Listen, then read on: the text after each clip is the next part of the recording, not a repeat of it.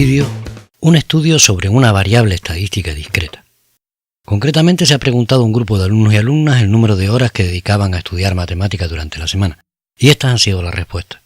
Vamos a diseñar una tabla que nos va a poder permitir el cálculo de la media aritmética, de la moda, de la mediana y de la desviación típica.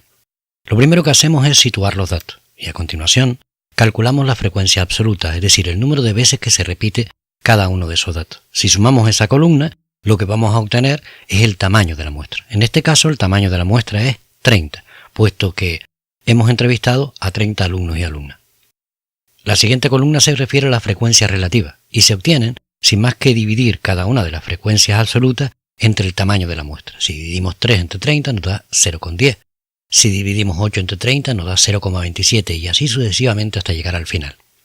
Si sumamos toda esa columna, como estamos expresando las cantidades en tantos por 1, nos debe dar 1, o muy próximo a 1, porque a veces utilizamos aproximaciones. En caso contrario, es que está mal. Los porcentajes se obtienen sin más que correr la coma 2 lugares hacia la derecha, es decir, multiplicando la columna de la frecuencia relativa, cada uno de esos datos, por 100. Obviamente, la suma de esa columna nos debe dar 100.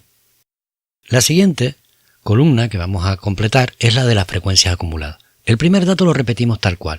Repetimos la frecuencia absoluta del dato que tenemos en primera instancia, que es el 0. Luego, nuestro primer dato va a ser 3 y a partir de ahí vamos a ir sumando con las siguientes frecuencias. 3 más 8, que serían 11. 11 más 7, que son 18. 18 más 6, que son 24. 24 más 3, que son 27, y 27 más 3, que son 30. Si observas, el último dato, la última frecuencia acumulada, se corresponde exactamente con el tamaño de la muestra, 30. En cuanto a la frecuencia relativa acumulada, se obtiene haciendo esta misma operación, pero basándonos en la columna de la frecuencia relativa. El primer dato va a ser la primera frecuencia relativa, 0,10, y a continuación sumamos 0,10 con 0,27, que nos da 0,37. Y continuamos así hasta el final. El último dato que vamos a obtener tiene que ser lógicamente 1, puesto que estamos trabajando con tantos por 1. Esta columna es especialmente interesante porque es la que nos va a permitir calcular la media.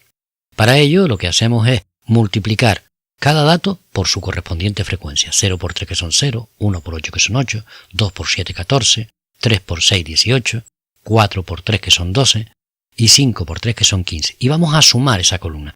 Verás que he coloreado la última fila de amarillo en aquellos casos donde quiero obtener la suma de la columna. Y esta columna nos suma 67. Ahora vamos a trabajar con una columna que es un paso intermedio para poder obtener la última. Se trata de coger cada dato y elevarlo al cuadrado. Eso es lo que hemos hecho. 0 elevado al cuadrado que son 0. El último dato, por ejemplo, 5 elevado al cuadrado que son 25. Y esta columna la vamos a multiplicar directamente por la frecuencia absoluta de cada dato. 0 por 3 que serían 0, 1 por 8 que son 8, 4 por 7 que son 28 y así hasta el final. Y luego, a continuación, verás que la he coloreado de amarillo, lo que vamos a hacer es sumar todos los datos de esa columna. Si sumamos todos los datos de esa columna, nos vamos a ayudar de la calculadora.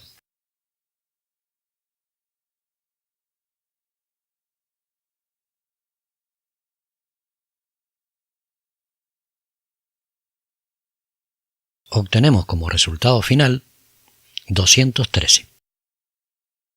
Ahora es cuando empezamos a calcular los parámetros.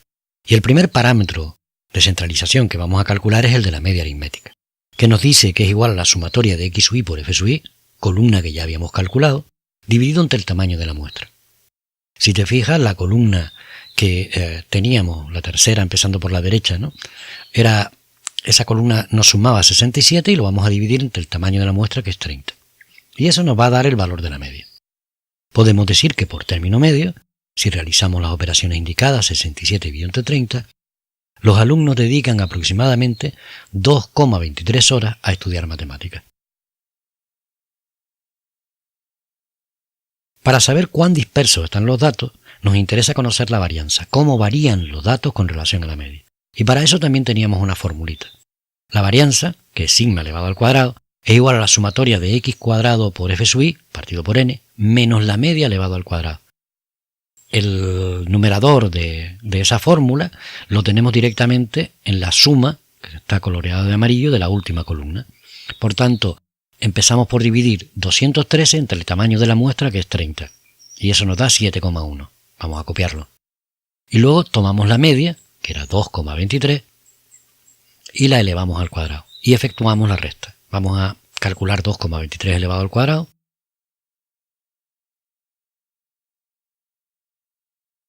Que nos da 4,97. Y si realizamos la resta, obtendremos la varianza.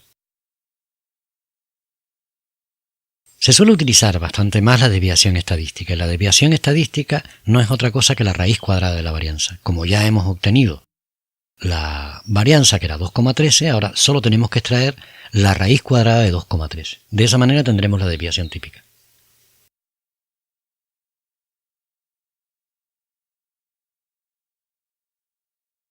En nuestro caso, la raíz cuadrada de 2,13 nos da 1,46 y por tanto la desviación típica es 1,46. Otras medidas de descentralización. Una muy conocida, la moda, fácil de calcular. Solo tendremos que irnos a la columna de la frecuencia absoluta y ver cuál es el dato que más se repite. Ojo, hay determinado tipo de distribuciones donde podemos encontrar perfectamente que en lugar de una moda tenemos varias modas. En nuestro caso, el valor mayor que encontramos en la frecuencia absoluta era 8, y si seguimos esa fila, veremos que el dato es 1, por tanto la moda es 1. Estudiar 1 hora a la semana, o dedicar 1 hora a la semana, es la moda en cuanto a estudiar matemáticas. Para calcular la mediana lo que hacemos es tomar lo que vendría a ser el tamaño de la muestra, 30, y lo dividimos directamente por la mitad. Nos da 15. Y buscamos en las frecuencias acumuladas qué dato está justo por encima de 15, que es igual o mayor que 15. Y encontramos que ese dato no es otro que el que corresponde a el valor 2. Y en cuanto a los cuartiles, vamos a calcular nosotros, por ejemplo, el tercer cuartil, la mecánica es muy similar. Si para la mediana teníamos que dividir entre 2, para los cuartiles tendremos que dividir entre 4. Pero como queremos calcular el tercer cuartil, tendría que ser 3 por el tamaño de la muestra partido por 4, es decir, 3 por 30 dividido entre 4. Eso significa que deja el 75% de la muestra por debajo de ese valor. Y hacemos esos cálculos. Nos daría 90 dividido entre 4, y eso nos da 22,5. Pues lo mismo, nos vamos a la columna de las frecuencias acumuladas y buscamos el primer dato que sea mayor o igual que 22,5 y encontramos que ese valor es el 24, que corresponde al dato 3. Si seguimos la fila hasta la columna de los datos. Luego podemos decir que el tercer cuartil es 3. Bien es cierto que disponemos hoy en día de herramientas más que suficientes para resolver este tipo de problemas, es decir, los estudios estadísticos, es abordarlo de una manera mucho más sencilla. Yo, por ejemplo, aquí estoy metiendo directamente los datos en Ofical y me va a dar, entre otras cosas, una representación gráfica de la distribución estadística. Existen muchas herramientas para automatizar los cálculos y obtener gráficos estadísticos, y este es solo uno de ellos. Lo primero que vimos fue un gráfico de barra,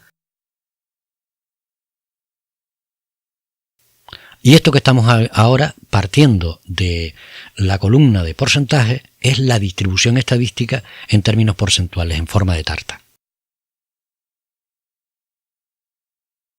Y espero que con este ejercicio se hayan resuelto una buena parte de tu duda. Nos vemos en el siguiente vídeo.